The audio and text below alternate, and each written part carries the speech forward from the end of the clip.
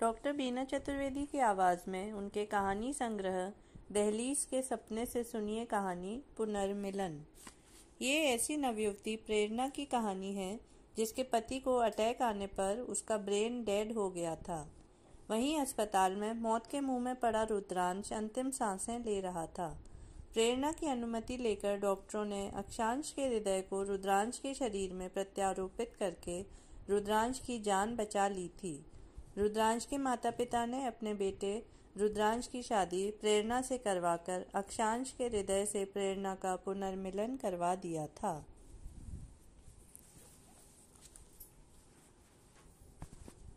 सुनिए कहानी पुनर्मिलन। अक्षांश और प्रेरणा के माता पिता घनिष्ठ मित्र थे। ये चारों गंगा सागर और जगन्नाथपुरी तीर्थ स्थान पर गए थे।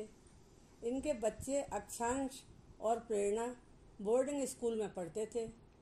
इन बच्चों को पता तक नहीं था कि इनके माता पिता कहीं घूमने गए थे। उस समय दोनों बहुत छोटे थे। इन लोगों के साथ न मालूम ऐसी क्या दुर्घटना हुई थी कि ये चारों ना तो वापस आए और ना ही इनका कोई समाचार मिला था।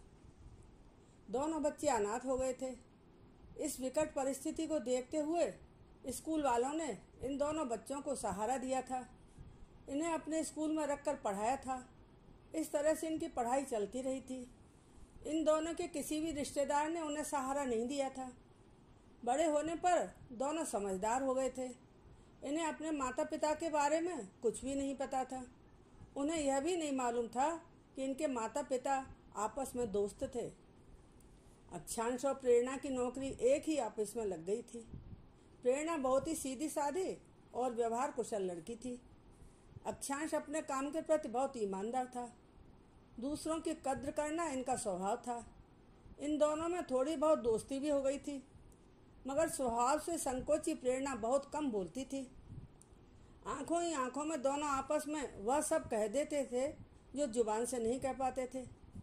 एक दिन अक्षांश के दोस्तों ने अक्षांश से कहा, अरे यार, तुम अपने दिल की बात प्रेरणा से क्यों नहीं कहते? जिंदगी के सुनहरे पलों को मौन रहकर व्यतीत मत करो। यदि तुमसे नहीं होता तो हम लोग तुम्हारी सहायता कर सकते हैं। आखिरकार इन दोस्तों ने इनकी शंका और संकोच का समाधान करते हुए इन दोनों को अपनी बात को एक दूसरे से कहने के लिए मजबूर कर दिया था। धीरे धीरे अक्षांश और प्रेरणा एक दूसरे के साथ घूमने फिरने लगे थे। एक दिन मौका मिलते ही अक्षांश ने प्रेरणा के समक्ष शादी का प्रस्ताव रख दिया था। प्रेरणा ने मुस्कुराते हुए गर्दन हिलाकर अपनी सहमति दे दी थी। वह शुभ दिन भी आ गया था जब दोस्तों के साथ ये दोनों कोर्ट गए थे। दोस्तों ने गवाही देते हुए इन दोनों की कोर्ट मैरिज करवा दी थी। इन दोनों ने बड़े प्यार के साथ अपने घरौंदे को सजाया संवारा था। सुबह उठकर दोनों मिलजुल कर घर का काम निपटाते और फिर साथ में ऑफिस चले जाते थे। समय का पहिया अपनी गति से घूम रहा था। इनकी जिंदगी बहुत ही खुशहाल ढंग से चल रही थी। एक दिन प्रेरणा की तबीयत ठीक नहीं थी। उसे चक्कर आ रहे थे और उल्टियां हो रही थी। उसने ऑफिस से छुट्टी ले ली। अक्षांश को ऑफिस में बहुत काम था, अतः वह घर के काम निपटाकर ऑफिस चला गया था। प्रेरणा घर में आराम कर रही थी। दोपहर का समय था। अक्षांश अपने काम में व्यस्त था। अचानक उसके सीने में तेज दर्द होने लगा था।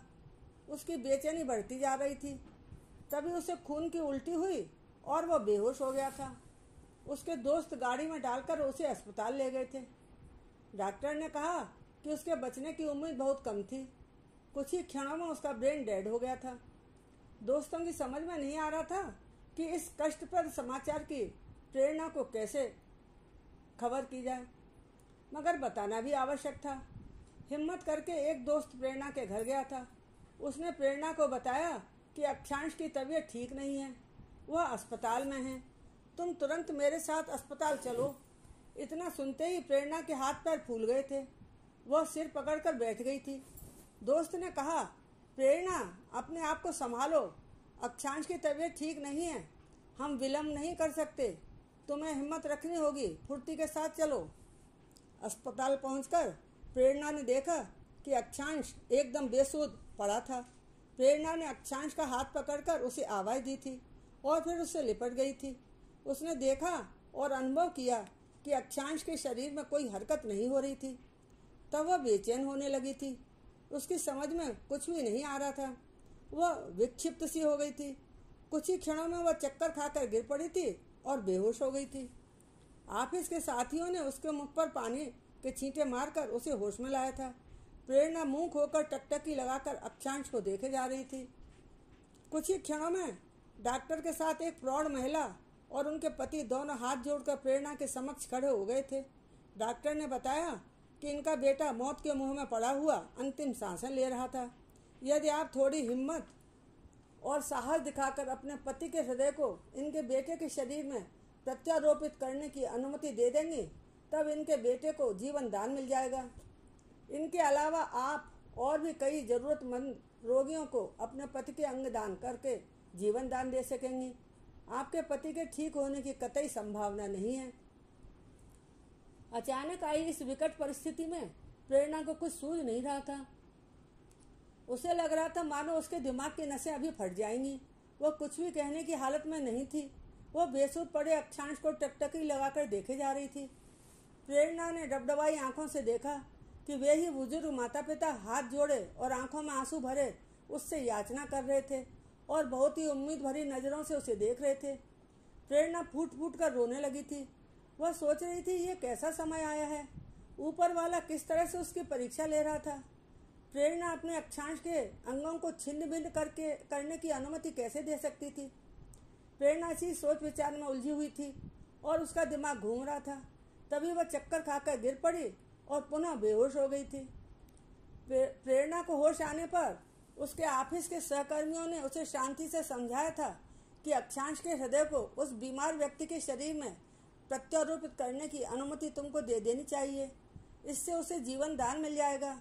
साथियों की सलाह मानकर प्रेरणा ने अपने दिल पर पत्थर रखकर लिखित रूप से अनुमति दे दी थी। इसके अलावा प्रेरणा ने अक्षांश के अन्य अंगों को भी जरूरतमंदों को देने की बात लिख दी थी। एक दिन वह बुजुर्ग दंपत्ति जिनके बेटे को अक्षांश का हृदय लगाया था प्रेरणा के पास आए थे और वे उससे कहने लगे, बेटी तुमने जो हमारे लिए क्या किया है उसका एहसान तो हम कभी भी नहीं चुका सकेंगे। हम तुम्हारे एहसान तले दब गए हैं। हम किन शब्दों में तुम्हारा धन्यवाद करें। धन्यवाद कहना बहुत तुच्छ होगा। बेटा भगवान का दिया हमारे पास बहुत कुछ है। बस जो कुछ हमसे छिन रहा था वह तुम्हारी वजह से हमें वापस मिल गया है। अब हम लोग तुम्हारे लिए कुछ करना चाहते हैं। मना मत करना। तुम्हारे हाँ कहने से हमें संतुष्टि मिलेगी। हमारे मन पर चढ़ा भार कुछ हल्का हो जाएगा। प्रेरणा कहने लगी, माता जी आप मुझसे अब क्या चाहती हैं। उन्होंने कहा, बिटिया तुमने हमें माँ का दर्जा देकर खुश कर दिया। तुम हमारा कहना मानकर हमारी कंपनी ज्वाइन कर लो। हम अपने कर्मचारियों को रहने के लिए क्वार्टर भी देते हैं। बेटा कल से ही तुम वहाँ रहने के लिए आ जाओ। हम तुम्हारे लिए गाड़ी भेज देंगे। हम लोग बहुत उम्मीद लेकर तुम्हारे पास आए हैं। प्रेरणा की समझ में नहीं आ रहा था कि वह उन लोगों को क्या जवाब दे। उनके साथ आए प्रेरणा की ऑफिस के सहकर्मियों ने प्रेरणा से कहा कि वह उनकी बात मान जाए, इनकी कंपनी ज्वाइन करने के लिए अपनी स्वीकृति दे दे। उन लोगों की बात मानकर प्रेरणा ने ऐसा ही किया था। एक दिन प्रेरणा से मिलने के लिए उसके क्वार्टर पर बुजुर्ग दंपत्ति अपने बेटे के साथ आए थे। वही बेटा जिसके शरीर में अक्षांश का दिल प्रत्यारोपित किया गया था। उन्होंने प्रेरणा से उसका परिचय कराते हुए कहा था कि यह मेरा बेटा रुद्रांश है। तुम्हारे कारण ही आज यह हमारे साथ है। रुद्रांश ने हाथ जोड़कर प्रेरणा को नमस्कार किया था। उसे देखकर प्रेरणा अक्षांश की यादों में खो गई थी। उसे ऐसा अनुभव हो रहा था जैसे अक्षांश ही उसके समक्ष खड़ा था। उसका दिल धड़कने लगा था और कुछ पलों के लिए वह अपनी सुध-बुध खो बैठी थी। फिर अपने आप पर काबू पाते हुए प्रेरणा ने उनसे कहा, प्लीज आप लोग अंदर आइए। बाहर ही क्यों खड़े हैं। यह आपका ही तो घर है, फिर संकोच कैसा। अब रुद्रांश के माता पिता प्रेरणा से मिलने के लिए, उसका हालचाल जानने के लिए अक्सर आते रहते थे। प्रेरणा को उन लोगों का आना जाना अच्छा लगता था। वह उन लोगों के साथ घुल मिल गई थी। उन लोगों के बुलाने पर प्रेरणा भी यदा कदा उनकी कोठी पर जाने लगी थी। इसी तरह से कई महीने बीत गए थे। प्रेरणा के पेट में अक्षांश का अंश अपनी उपस्थिति दर्ज कराने लगा था। उसकी उछल कूद प्रेरणा को बहुत सुकून देती थी। जब रुद्रांश के माता पिता को मालूम हुआ कि प्रेरणा अक्षांश के बच्चे की मां बनने वाली थी, तब वह लोग प्रेरणा का विशेष ध्यान रखने लगे थे। अब प्रेरणा से मिलने के लिए रुद्रांश भी कभी ऑफिस में और कभी उसके घर पर आ जाता था। वह उसका ध्यान रखने लगा था। जब रुद्रांश प्रेरणा के समक्ष होता था तब वह ऐसा अनुभव करती थी मानो अक्षांश ही उसके समक्ष खड़ा है। एक दिन रुद्रांश के माता पिता ने प्रेरणा से कहा था कि अब वह काम पर नहीं जाया करे, कुछ समय की छुट्टियां ले ले। रुद्रांश की मां ने प्रेरणा की देखभाल के लिए एक महिला को उसके पास रख दिया था। वह उसका पूरा ध्यान रखती थी। एक शाम प्रेरणा ने उस महिला से कहा कि उसे कुछ तकलीफ हो रही थी। उस महिला ने रुद्रांश की मां को फोन करके बताया था। वह लोग तुरंत ही प्रेरणा के घर आ गए थे और उसे लेकर अस्पताल गए थे। प्रेरणा की तकलीफ बढ़ती जा रही थी। कुछ समय पश्चात रुद्रांश भी आ गया था। रुद्रांश के आते ही प्रेरणा का दिल जोरों से धड़कने लगा था और कुछ ही समय में प्रेरणा ने बेटों को जन्म दिया था। रुद्रांश के माता पिता ने खुश होकर अस्पताल के कर्मचारियों को इनाम में नोट बांटे थे। कई दिनों बाद प्रेरणा को अस्पताल से छुट्टी मिल गई थी। रुद्रांश की मां ने प्रेरणा को की देखभाल के लिए एक काम वाली और रख दी थी। जब बच्चा 1 महीने का हो गया तब रुद्रांश की मां ने प्रेरणा से कहा, बेटा मैं तुमसे कुछ कहने जा रही हूँ, उसे ध्यान से सुनना, अन्यथा मत लेना। मैं आज अपनी झोली फैलाकर तुमसे भीख मांग रही हूँ, तुम मुझे निराश मत करना। मैंने तुम्हें अपने बेटे रुद्रांश की पत्नी उसी दिन मान लिया था जब तुमने अपने पति के दिल को मेरे बेटे के शरीर में प्रत्यारोपित करने की अनुमति दी थी, मगर अभी तक मैं इस बात को अपने दिलो दिमाग में ही रखे हुए थी, तुमसे कहने की हिम्मत नहीं जुटा पाई थी। आज मैं तुमसे कह रही हूँ, तुम मेरे इस अनुरोध को स्वीकार करके अपनी सहमति दे दो। यदि तुम अभी जवाब नहीं देना चाहो तब कोई बात नहीं, तुम अच्छी तरह से सोच समझकर इसका निर्णय करना। अब तुम अकेली नहीं हो, इस बच्चे के भविष्य को ध्यान में रखकर ही फैसला करना, कोई जल्दी नहीं है। माताजी की बात सुनने के बाद प्रेरणा को उस रात नींद नहीं आई थी। वह समझ नहीं पा रही थी कि क्या करे। प्रेरणा जब भी रुद्रांश को देखती थी उसके दिल की धड़कन बढ़ जाती थी। उसे ऐसा अनुभव होता था मानो अक्षांश ही उसके समक्ष खड़ा है। उस रात्र अर्ध निद्रावस्था में उसके स्वप्न में अक्षांश आया था। वह खड़ा हुआ था, मुस्कुरा रहा था, मगर कुछ बोला नहीं। कई दिनों से रुद्रांश की मां प्रेरणा से मिलने नहीं आई थी। वह प्रेरणा को सोचने समझने और निर्णय करने के लिए पूरा समय देना चाहती थी। प्रेरणा ने फोन करके उनसे पूछा था, माताजी आप मुझसे नाराज हैं क्या?